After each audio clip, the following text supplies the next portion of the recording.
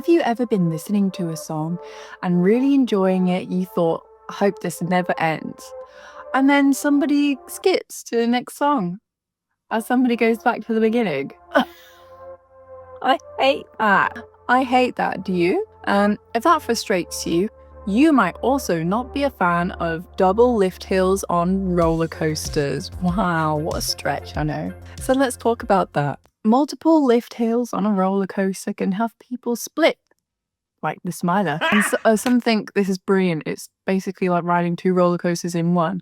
And others think this is awful. Should have just committed to one roller coaster. Which side are you on? We're going to be talking a little bit about... I have a lot of phrases that I use, don't I? I'm hearing it, having done a video every day. I'm going to be talking about roller coasters that just don't seem to end because the manufacturers have added a second lift hill. I'm not crying, I've just got a hiccup. I mean, first of all, why do manufacturers do this? If you're asking this, have a little think about it first and come up with your own answer. Basically, they run out of momentum.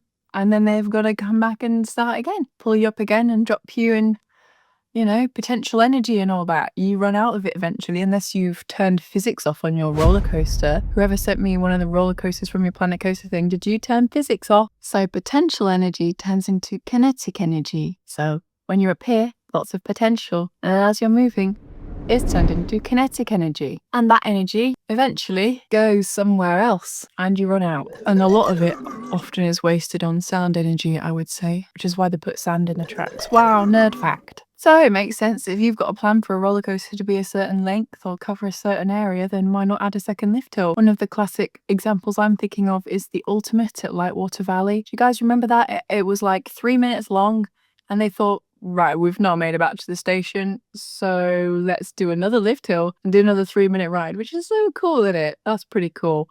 And that's one exception for this case that I will actually say I do really like was the Ultimate. But that's just because it was so weird. And also, you were miles away from the station, so you kind of didn't want to go back. I will also, again, excuse that one because they were built by a train company, not necessarily originally a roller coaster manufacturer, which is kind of interesting, isn't it? But although, if you've seen my video with Dan, where we talked about our rankings for theme park rides at Merlin attractions, I did mention that the Smiler is reasonably high on my list. Go and watch the video if you're interested to see how high exactly on my list. Although it's very high, the double lift hill really annoys me. I kind of just think I should have planned it better. This could be a pride thing because I don't like to have double lift hills on my rides in Planet Coaster.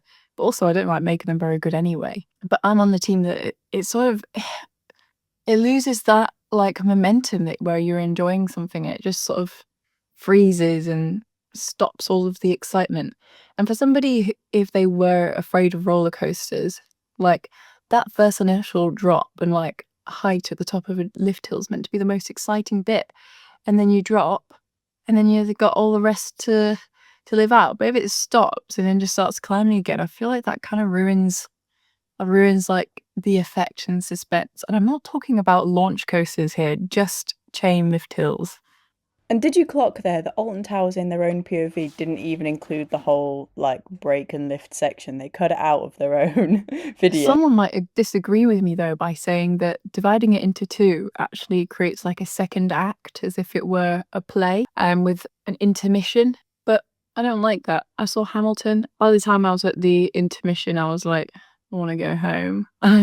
So maybe this could just be a me issue. Sometimes it's been said that they want to remove the kind of fade out effect on roller coasters where, you've got your big drop, you've got loads of speed, and as it's sort of coming to the end, you sort of have this like, all right, you've only got the energy for a helix now.